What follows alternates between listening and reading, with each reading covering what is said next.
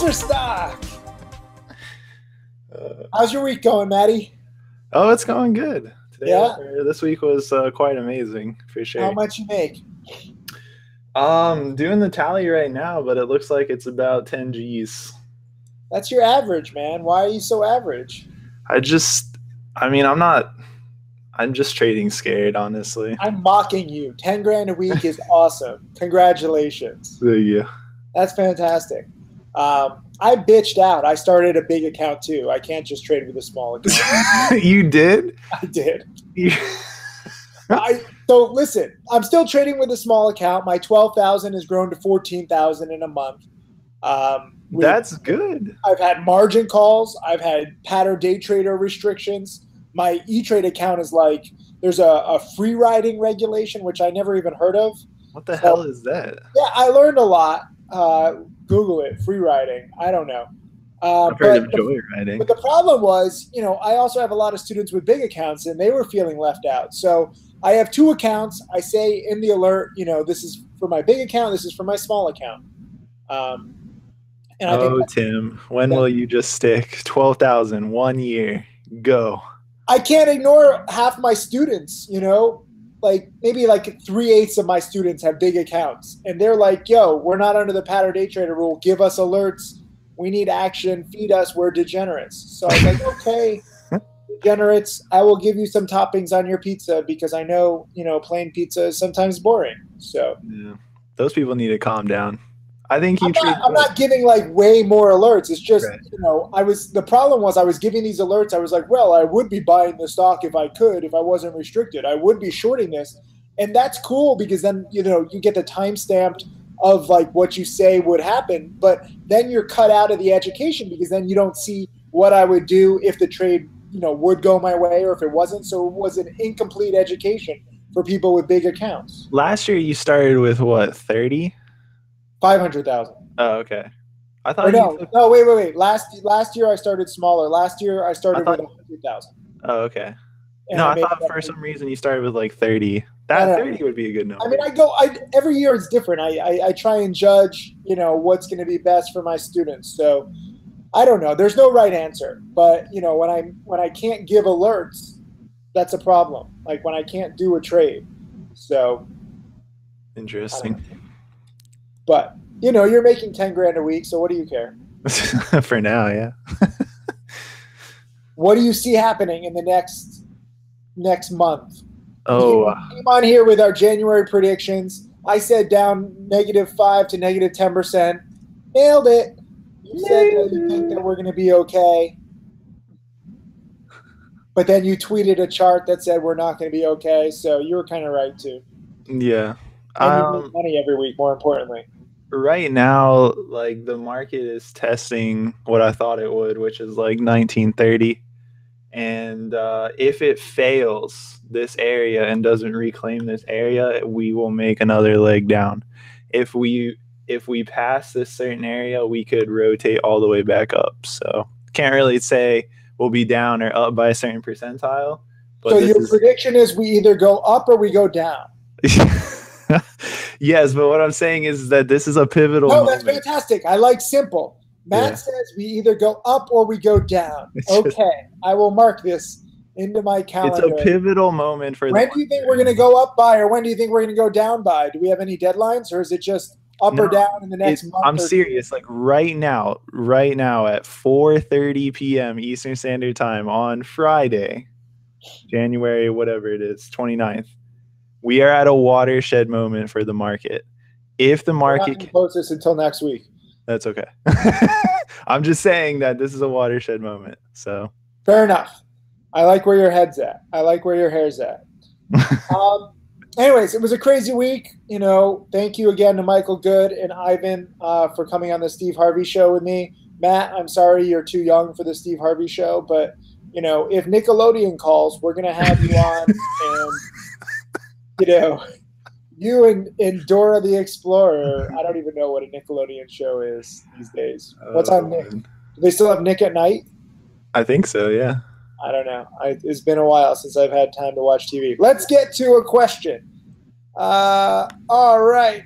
We've got a question from Davey in California. And Davey says, in broken English, let me try and translate this. I'm sorry, Davey, but, you know. Why don't you just go on to another question? No, this is a good question. So he's saying in a volatile market, what should he be concentrating on? Should he be concentrating on sectors or volatility? Like where are the plays? That's a good question. Oh, well, when volatility expands, usually prices, you can get a lot of good movement out of indexes, stocks, commodities. So there's almost too many plays, and you just need to do your homework the night before and sit down and figure out what you want to trade, because these last 4 weeks the opportunities have been pretty much endless because volatility has been so crazy. So when volatility expands, you can expect prices to move drastically and you can make money on both sides. So you just have to narrow it down and focus on a couple of things. That would be my best advice. You can't just say I'm just going to focus on these things when volatility is going crazy. So I agree. So I'll make the analogy that this is like a seafood buffet in Vegas, and your waistline will expand because there's so many choices. But you have to focus on what is the best seafood. Go with the lobster tails, go with the king crab legs. Don't waste your time on, cheesy dishes, Alfredo. Like they have like the seafood tacos and they put a lot of guac and sour cream on that. You need to focus on the best stuff for your money, because if you guys have been to, a Vegas seafood buffet, you only get so much of the really expensive stuff. So if you think like a Jew and you're like, okay, let me focus on this, let me wait in line for the lobster. There's usually a line for people waiting for the lobster, right? Because that's like the most expensive stuff. You pay one price for a seafood buffet. So don't dare go to that mac and cheese, because that mac and cheese is going to fill you up and you're not going to be able to eat enough lobster tails or shrimp or Alaskan king crab. So for me, I want to focus on the best plays, if that analogy makes sense, which it does, because that is dead on. That's such... Guys, this is not scripted, I promise you. He's coming up with his stuff like on the fly. Well, when you said volatility expands, all I could think about was like a waistline expanding. It's a good But that analogy works. If you're trying to get the maximum bang for your buck at a buffet, you gotta prioritize, you gotta strategize. It's no different in trading, whether you're trading futures or whatever. It's a buffet. Every day there's 10, 20, 30 choices, long, short, high price stocks, low price stocks. And the vast majority of people lose. The reason why buffets make money, especially you could say this with, Fogo de Chao or any steakhouse that has the buffets, and people fill up. If you go to Fogo de Chao, the salad bar is actually amazing. Have you ever been there, Maddie? I've never been there. So, do you know what Fogo de Chao, the concept is? No. It's a churrascaria. So you get like a little card. It's either green or red. So you put this card on your table. If you want them to bring you steaks, you have green. If you're tired of too much steak, you put it to red. But they keep bringing. They have like 18 different kinds or 20 different kinds of meat. So you can get like filet, like ribeye, lamb, chicken, all this stuff. And it's amazing. But if you want to maximize your value, you cannot be tempted by the salad bar. But they make the salad bar delicious so that you fill up on the cheap stuff like the baby corn and like the little appetizers, so that you don't eat the expensive meats. Wow. Have to check that place out. The stock market is the same exact way, where you're tempted by all this amazing salad bar, all this amazing creamy mac and cheese, Alfredo, and sour cream, and that's going to weigh you down. You need to be choosy so that you can stick with the best prime cuts and the best seafood. That is, if you like the best. Some of us are just like white trash and we don't like, the most expensive stuff. For me, I look at the stock market like a Jew, and we want the best stuff. We want the best plays, and we talk like this because I don't know. This analogy works, though. I'm trying to make it work, but I think it works. It works. You're good. That was your question. Second question. Let's see. We took your question and boiled it down to food. This is another. We're going to try and make all food analogies coming up here. So this is from Stephanie in Massachusetts. It's good to have a female trader and viewer. And Stephanie asks, you guys both have a lot of teaching experience now too. What is the number one mistake that you see students make? Good question, Stephanie. What do you think, Matt?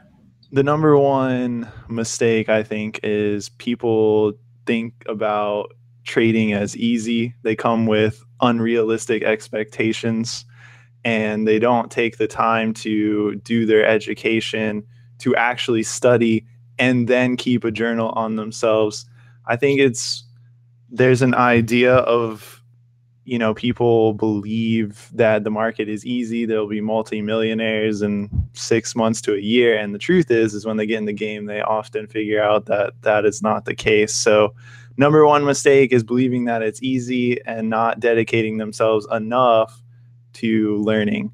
And I cannot stress that enough. I mean, I've been hurt very badly. I used to rely on Tim or Superman to feed me every day because I was just being lazy. But then you became a chef yourself. There we go. Iron chef. And a hunter and a gatherer.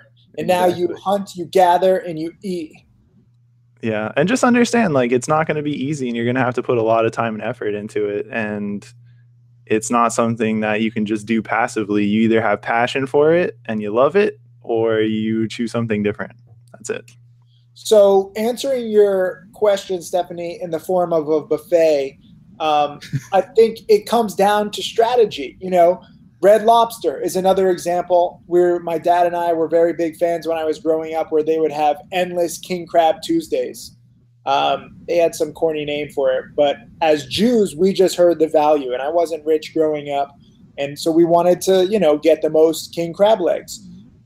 Going with what Matt said, everyone goes to Red Lobster thinking, oh, it's going to be delicious. It's going to be amazing. But they fill you up on their delicious cheesy bread. Again, the cheese weighs you down. So don't eat the cheesy bread. And what we did was we strategized. We got there right when the restaurant opened. I think it was like 5:30 p.m. We had quickly, we said no cheesy bread, no salad, no more of that junk. We focused right on the king crab legs. We ate as much as we can from like 5:30 to 6:30. We got, I don't know, like 4 or 5 rounds, right? Then when they tried to give us the check, we said, no. And we talked. We had a good, father-son, heart-to-heart. And we kept talking. And for the next hour or so, we stopped talking. It was kind of boring. But we had to let the food digest. And then we ordered again. So we were there really from like 5:30 until like 9 p.m. But we had like 10 or 12 rounds. We crushed that value, okay? We used it. We maximized the opportunity. And it was because we went in with a strategy. We weren't like all these other people who go to Red Lobster and they're like, oh, a cheesy bread. Oh, I'll take a few crab legs.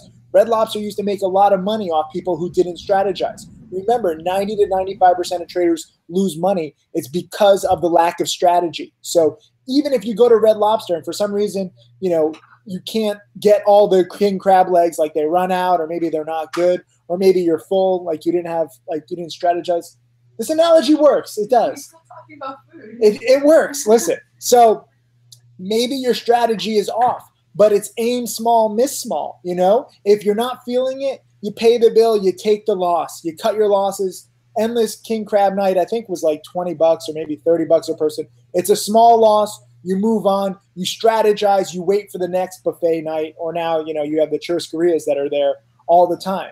But you go in with a strategy, and if you don't stick to the plan for whatever reason, you exit. You stay disciplined. And this is the number one problem that I see with traders and students. They don't have a plan, and even if they do have a plan, they don't stick to it. If you say that your risk is 12 cents a share and you think that you can make like 50 cents a share, and then you're down like 15, 20 cents a share, or 25 cents a share, you're not sticking to your plan. And then what happens is a lot of traders double up and they try and get back to being only down 12 cents a share. And they're like, well, I'm still within the plan. No, you just broke the fucking plan. Okay? So you broke it. You can't break the plan. You can't change the plan after you make the plan. If you ever watch any of these great movies about criminals, every dumb criminal. They change the plan. Like they're so stupid. Like I just want to see a criminal movie where the criminals like get away and they're smart and they stick to their original plan, but they're all emotional. They're all idiots. First of all, why are you breaking the law to make money? There's so many legal ways to make money. You're an idiot if you break the law. But secondly, stick to the motherfucking plan. Don't be like Point Break. Or the remake. Which never happened. But okay. Did that second analogy make sense? It did. Boiling trading down to nothing but food. I love it. Boiling it down to boiled seafood. There we go. Let's see. We have a third question. This is from, I can't pronounce this. Elric? Elric? I don't know. Some guy named Elric from Switzerland. It's cool that we have international people. And he is saying, another broken English. One sec. Let me just. I probably should have edited this before. Yeah. But this is Answerstock. It's raw, like the raw oyster bar. Yeah. Elric basically says he's good with lots of quick hits and small gains. How does he take it to the next level for bigger gains? Good question. I think, honestly, that comes down to your psychology as a trader. If you're going in and out of a trade, that generally demonstrates, even if you're profitable, that you're trading scared, which is okay. But if you want to take it up a notch, you need to think about things a little bit longer term and why you think that way. So you can't just, if you're taking quick hits and you're making money, that's okay. But it's generally, I think that comes more from fear of losing money. So you're cutting your winners short and you're cutting your FOMO, fear of missing out. Yeah, FOMO. And so if you want to take that up to the next level, you have to have a more, I would say, not a longer term plan. I'm not talking about like weeks or months. I'm just saying, maybe a little bit longer time horizon based on the daily or weekly breakout of a chart. So that way you're trading a little bit longer and not just trading, a 1 minute, 1 tick chart. So it really comes down to the way that you think about the market, and you'd have to change the way you think in order to progress past that. Okay. So for me, this is like bringing a little toddler to a buffet. Like you can't expect the toddler to eat, 50 crab legs or like 20 steaks right away. The toddler is going to start small. It's like a little small child, feed him or her, I don't know, a few crab legs, a few steaks. They're growing up. You don't want to have you don't want to create any kinds of like fear of like overeating or undereating. You don't want like any diseases or anything. It's very similar with trading. You, as somebody with $1,000 or $2,000 or $5,000, you can't be trying to make $1 million right away. You shouldn't be using leverage. You shouldn't be going all in. You start small. Aim small, miss small. Like Mel Gibson in The Patriot, if you want to use that analogy too. The American guerrilla fighters, they're hiding behind trees. They're picking off the redcoats in the open field like the idiots that they are, the war of attrition. It's no wonder that they win. So if you hide behind trees as you eat crab legs and you take those crab legs or the British Army one at a time. I'm going a little crazy with my analogies. I'm a little loopy today. That's okay. You stuck to the plan, though. Contact me in the last day or so. I'm trying to respond to some of them. That's a crazy amount of people. It is. So that's why I'm absolutely insane, and I'm thinking about buffets because I'm starving really. But start small, okay? If you have a small account, Tim Grittani going from a few thousand to a few million. I went from a few thousand to a few million. Now you see like Matty Crazy Hair Whiz Kid going from 6 figures because he started bigger, like his hair, and now he's over $1 million. But we are outliers, okay? None of us tried to go from point A to point B. We didn't know where it would go. So if you have a small account, what I find, you'll have a lot of success if you aim small and miss small. And you'll see that, if you have, let's say, a $5,000 account and you bet, I don't know, $2,000 and you try and make 200, okay? So you're trying to make 10% on your $2,000 position. So let's say you're not always going to capture all your plans. Let's say you make 100. So now instead of 5,000, you have 5,100. and so on and so on. Sometimes you're going to lose. But if you can grow that $5,000 account to 10,000 over, let's say, I don't know, a few months or maybe even a year, that same knowledge base that takes you from 5 to 10,000 is going to help you go from 10 to 20. And it's all still, small money compared to like what a part-time Starbucks barista makes. But that same kind of lessons that took you from 5 to 20 is going to take you from 20 to 80, and then 80 to 320, and then 320 to 101.2 million. So it's weird to try and make a little bit. I know it's frustrating because, you're spending so much time on research, or, you're spending so much time at this restaurant. But if you start small, okay, you start with a few crab legs, you start with a small trading account, you build up over time. There's always going to be all you can eat buffets. There's always going to be entire stock markets for you to conquer if you have the right strategy and the right mindset. Don't try and do it all at once, because there's a lot of fat people at buffets and they have heart attacks and they die. And we don't want that happening to your trading account. Are you getting the analogy there? Okay. Don't let your trading account have a heart attack by getting too obese too quickly. You want to control it, have your buffet, then maybe go out and do some cardio. Have another buffet, do another cardio. That way, if you look at like the world champion eating people, who eat these Nathan's hot dogs, they're not the biggest fat guys. Joey Chestnut is jacked. You know Joey Chestnut? No, I've never watched a hot. I'm sorry. Joey Chestnut won for like several years in a row, and he's like ripped. He was like training, like people were training to be these professional eaters, and it's so unhealthy. I don't encourage anybody to do that, but the way that he could eat the most is not by being the fattest, and it's the same way in the stock market. The way to make the most is not necessarily trading the most and being the most aggressive. It's to go in with a very specific strategy, be like a sniper, be like Joey Chestnut, and train and, aim small. And over time, you will develop skills. You'll learn about yourself. You'll evolve. And then maybe you'll be a millionaire like Maddie too.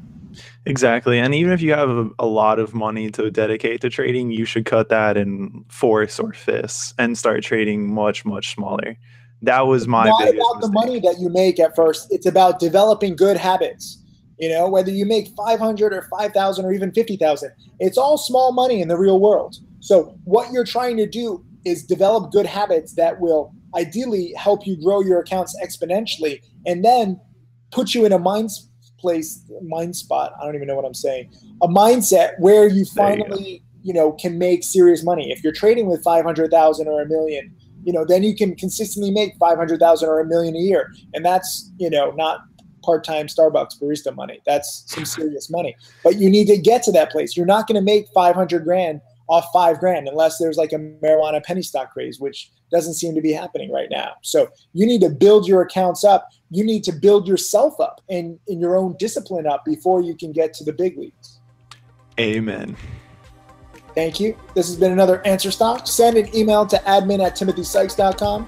And I promise I will not be so loopy next week, as I have no TV shows scheduled. And hopefully I will devour this list of emails like an 18-course steak dinner tonight. Exactly. Peace.